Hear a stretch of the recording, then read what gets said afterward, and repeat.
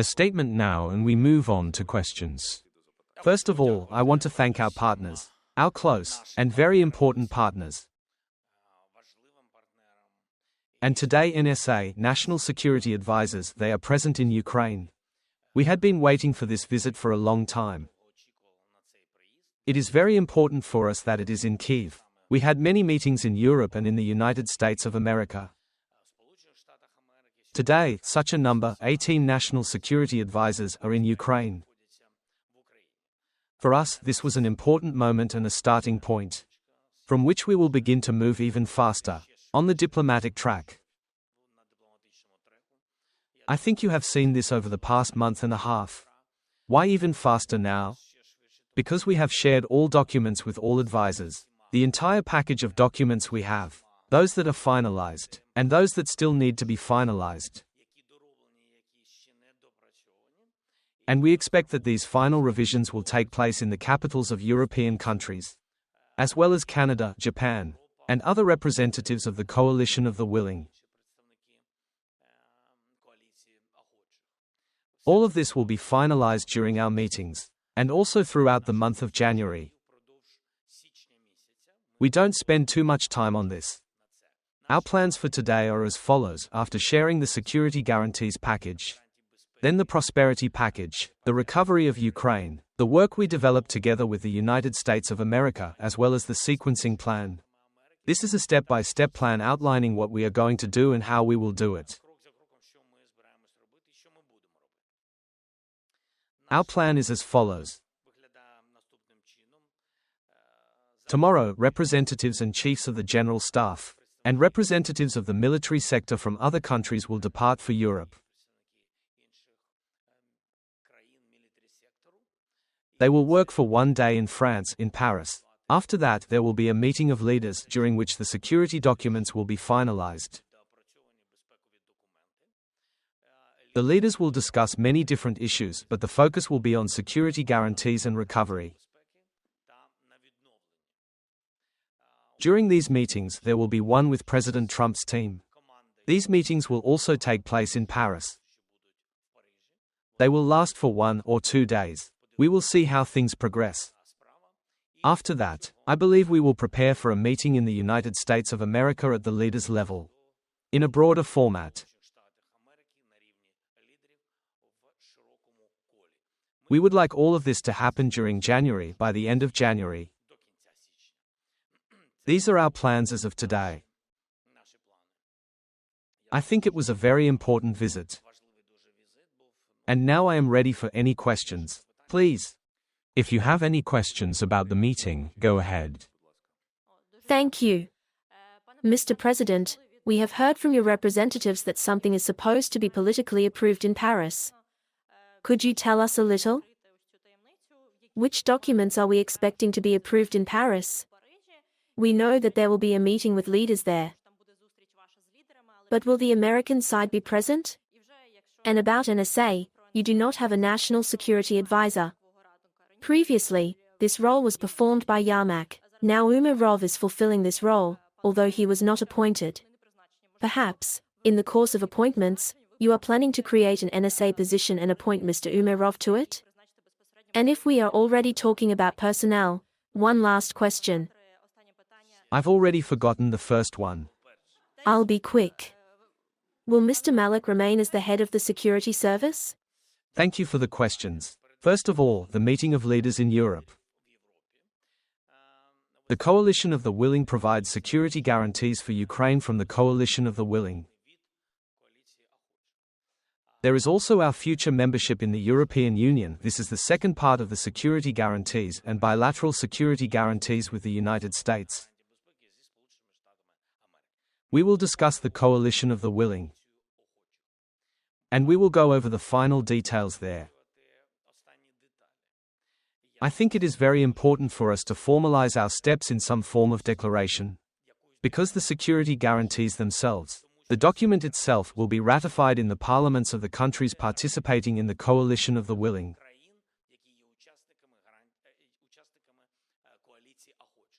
And I very much hope that we will finalize some things during this meeting. Essentially, this is task number 1. to finalize the document on security guarantees of the coalition of the willing, in order to prepare it as one of the foundations for discussion in the United States of America with President Trump.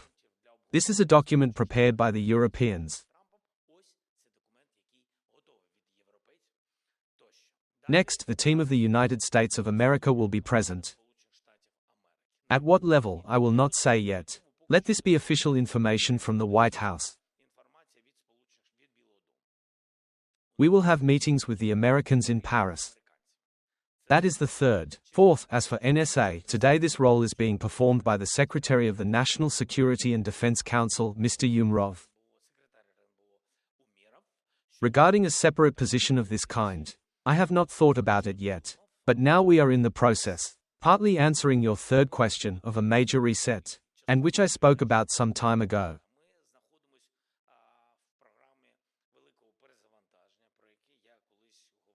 We started with the Cabinet of Ministers. Not everything has been reset, some ministries will change. You've seen my proposals regarding the first Deputy Prime Minister and the Minister of Energy. I waited quite a long time for proposals from parliamentarians. I will be frank, let the faction discuss together, with parliamentarians and government officials, the candidate I am proposing. We will also carry out a reset of the Ministry of Defense. These changes that I spoke about this reset, it will begin as soon as the new Minister of Defense, Minister Fedorov, is supported by parliamentarians. As for the entire security sector and the entire law enforcement system, as I said, I will personally oversee the rotation of absolutely all leaders. Some of them have been in their positions for a very long time. And there are different reasons. With great respect, we are all in the same team. I think everyone will remain in different roles, in different senior positions, but undoubtedly there will be replacements and, undoubtedly, rotations of everyone. I spoke about this. Just as some things happen through my signature, some through Parliament. Some will happen through legislative changes, as in the case of the State Bureau of Investigation, about which I said that I will carry out this reform anyway. And the rotation concept will be implemented in January.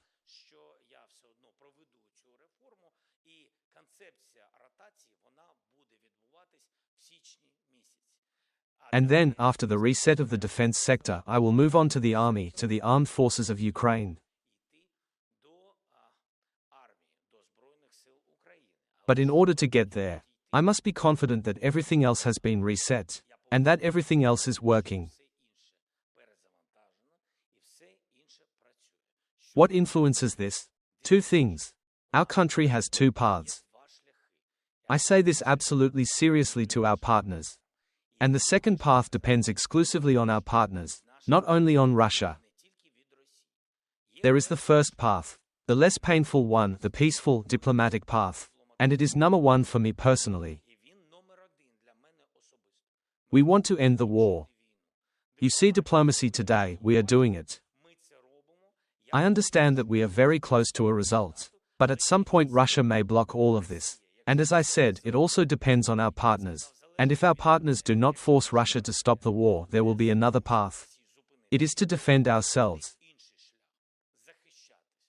And at that moment, fresh forces will be needed. And that is why I am carrying out a parallel reset of all structures. Just in case. Sofia Sarita, BBC News Ukraine. Could you explain in more detail the logic behind your reset? You said that the reasons are different, especially about Mr. Fedorov, Mr. Budanov, and Mr. Shmyhal, since these people seemed quite effective in their current roles. Why did you decide to do rotations? Have they outgrown their positions? Or there were no alternative candidates? Or another reason? How do you respond to military officials asking you not to dismiss Vasyl Malik as head of the security service of Ukraine? First of all, there are no simple dismissals, there are rotation steps. Second, I will not compare the potential Minister of Defense Fedorov with the current Minister of Defense Shmyhal because these are completely different candidates. If we are facing a continuation of the war, our army must very quickly become as technologically advanced as possible. Denis Shmyhal has strong advantages in terms of systemic management, while Mikhailo Fedorov brings speed and technological capability. I have just explained the strategy regarding Ukraine's future developments. 2 paths. Number 1 is the priority of ending the war. Number 2 is being prepared for potential negative steps by Russia, and its unwillingness to end the war. Waiting another 6 months and hoping that maybe it will work out, maybe it won't. I do not want to do that. I have said this, I did not have much time, and I thought a lot about it.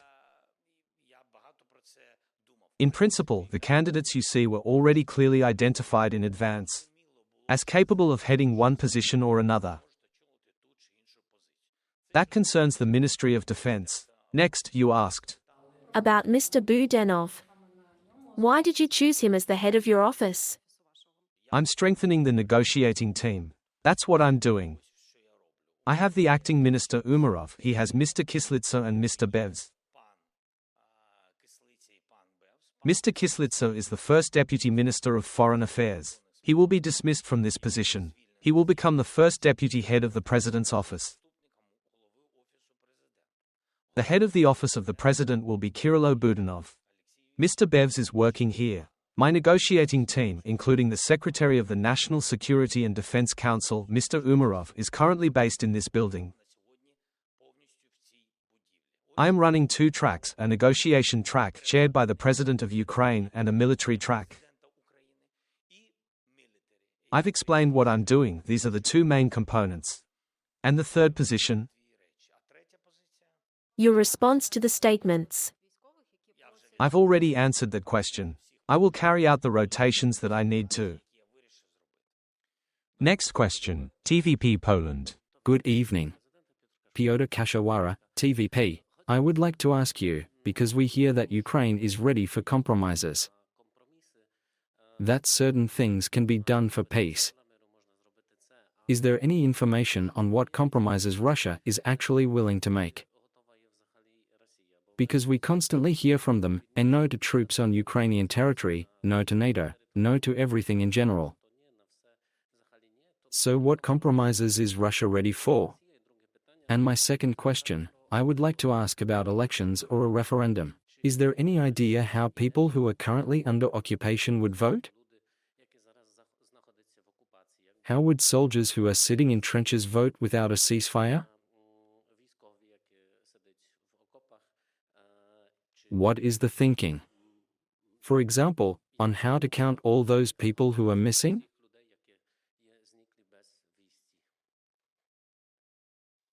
Thank you. First, what compromises is Russia ready for? This is a difficult question. Their actions show whether they are willing to compromise. Today, when we talk about the plan, that originally consisted of 28 points, we shared our views in detail with President Trump during our most recent meeting in Mar-a-Lago. His team believes that Putin is ready for compromises, and as a result of this, the number of points changed from 28 to 20. I do not fully agree with this. Yes, perhaps President Trump knows better. Putin may have spoken about certain compromises in his dialogue with Trump. But as for the reduction of points, a great deal of work was done by our side. We did everything possible to change elements that are either illogical or unrealistic, or areas where we categorically cannot make compromises.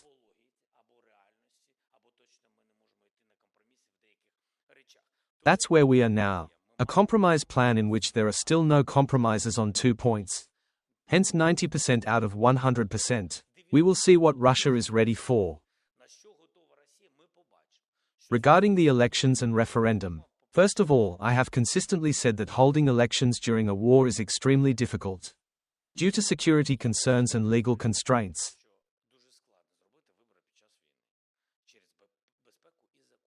But there must be no reasons that would stop us on the diplomatic track. I don't want the American side to accuse us of not compromising. That is why I said we are ready for elections. But if they are to take place during the war, then help us with a ceasefire. Also help us support the infrastructure needed to hold elections. This answers your question about how people would vote. There are more questions than answers. So I told our parliamentarians to prepare this track. It doesn't mean elections will happen, but we must be ready. It may happen that the war continues. Certain developments continue and certain demands are made. This does not mean that Ukraine must comply with Russia's demands. We are a sovereign state, but we must still find compromises so as not to lose the US and our partners in the negotiations. And of course, Europe's position is also extremely important. This is about elections. I am simply stating that we are ready for this, and that we are ready to do everything on our part. I'm not holding on to my position and I won't. If it helps us end the war, let's do it. The second issue concerns a referendum. As for a referendum, there are complex issues, and I do not believe that anyone in our state, parliamentarians or others, can resolve all such sensitive matters alone.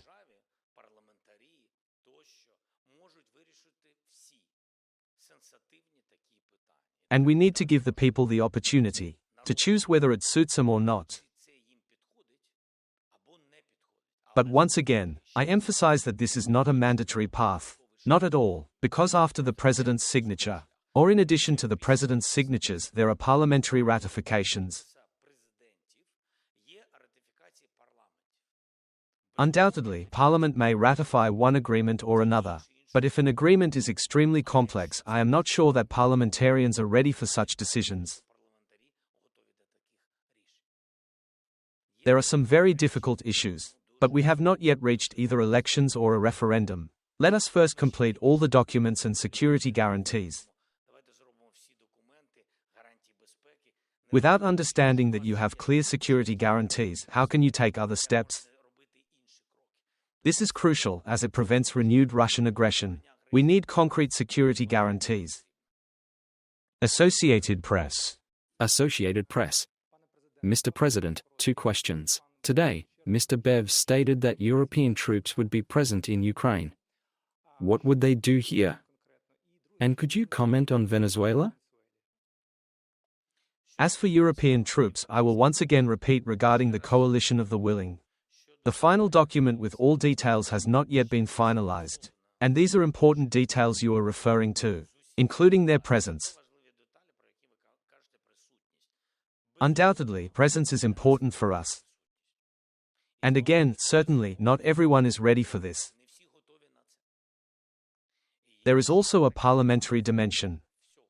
Because even if a state, a leader, or a group is ready to make certain decisions to help Ukraine, even if the military is ready to be present, according to the constitutions of many countries, including European ones, such actions require parliamentary approval. We cannot be responsible for the parliaments of other countries. But presence is one of the important factors in a coalition of the willing. Speaking frankly as president, even the very existence of the coalition depends on whether individual countries are ready to activate their presence. If they are not ready at all, it is not a coalition of the willing. Next, there are some states that, under their domestic laws and constitutions, cannot provide military assistance as such, but they do help through sanctions, financial support, and humanitarian aid.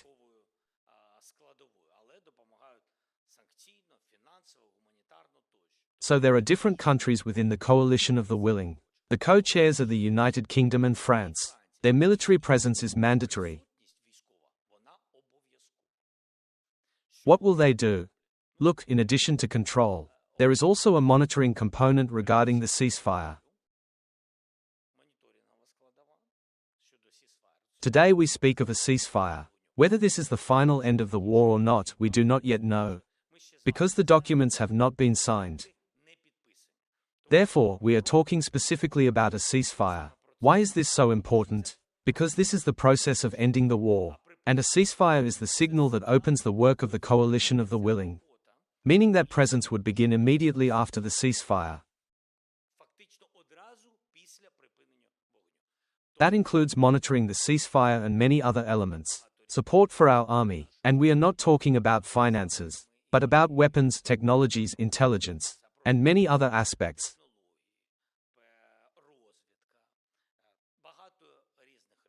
There are training missions and many details. They should, in principle, guarantee Ukraine's security, on land, at sea, and in the air.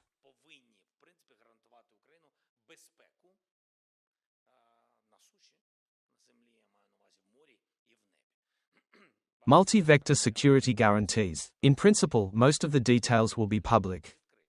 Some will remain classified, particularly those related to operational matters and joint intelligence cooperation.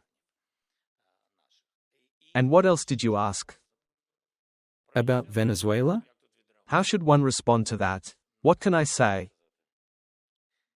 If this is how one can deal with dictators, then the United States of America knows what to do next.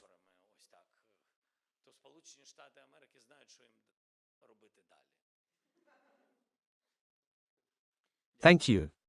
Thank you, Mr. President. You've spoken about a major reset, including in the military. Is there a plan to replace Commander-in-Chief Zelenskyy? And could you tell about the reset in the military sector?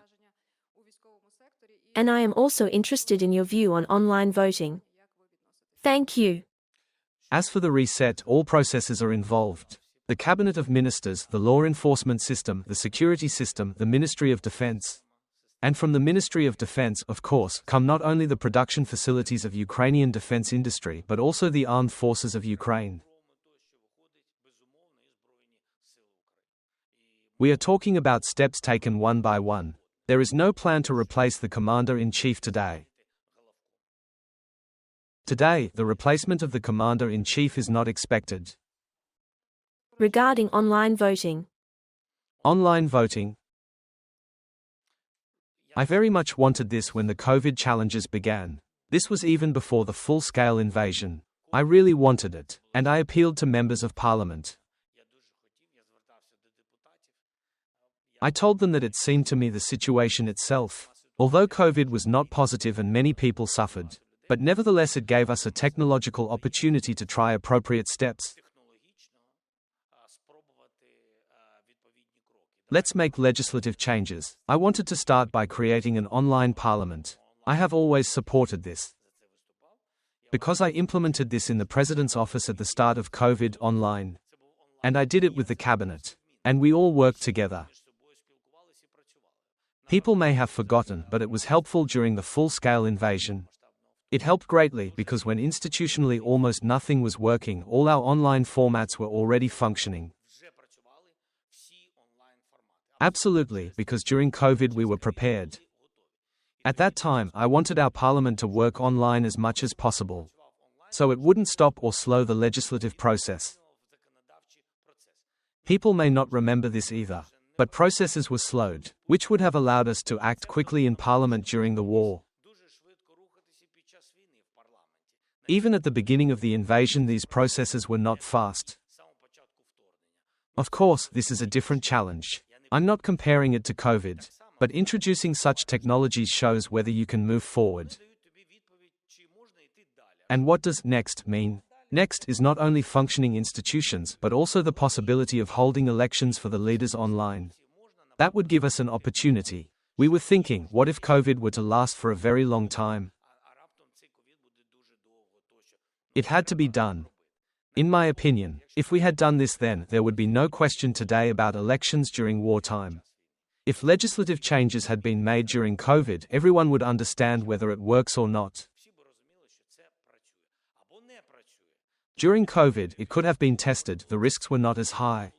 Today, it is difficult for me to say what elections should look like.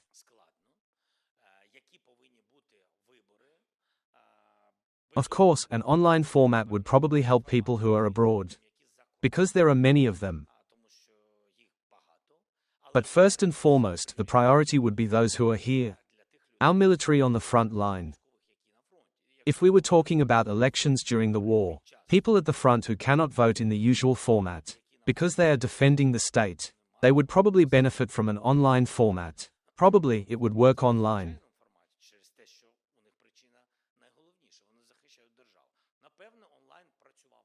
Today this is not the case, there are no such legislative changes. I have sent signals regarding working out what elections could look like now. During the war, during a ceasefire, not during a ceasefire, for example.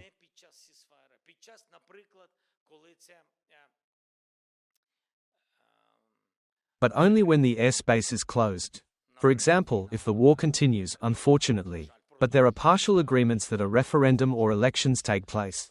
When there are no missile or drone strikes.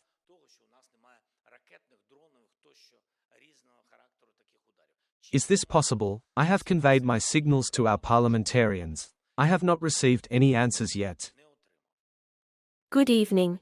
Thank you for the opportunity. SIG TV, Portugal. Mr. President, you just said that there are two paths to peace, and that the first path is the one we are going through now, diplomacy. In your opinion, what leverage can our partners, Ukraine's partners, including the United States, use to force or pressure Russia to sign these documents?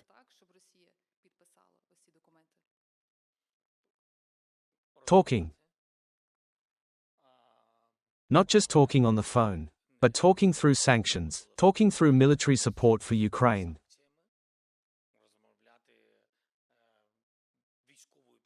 Many processes are slowed down, for example, air defense. The Russians know this very well, they are aware and see many things. To apply pressure. We want the United States to apply stronger pressure. Although, to be honest, their team worked very intensively with our team throughout December. In fact, very intensively. I am grateful to them for that. And I do not believe there is a real, fast alternative to the dialogue that exists now. What could be an alternative path? The United States withdraws, and then Europe takes the lead in this process. But is it faster than the American one? I'm sure not.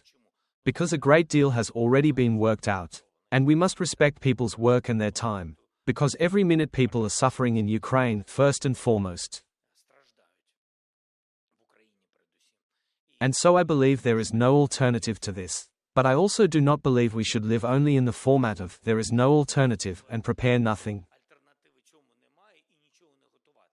This is a problem. That is why parallel tracks must also be built. Please, let's have the last question. It's yours. Irina Kozuha, Ukrinform. Mr. President, as of today, are there any restrictions from international partners on the use of their weapons for deep strikes? If so, which countries specifically do not allow the use of such weapons? Thank you. Thank you for asking. In my opinion, we have entered a phase where what we have, we use. And what we are not allowed to use is simply not supplied to us.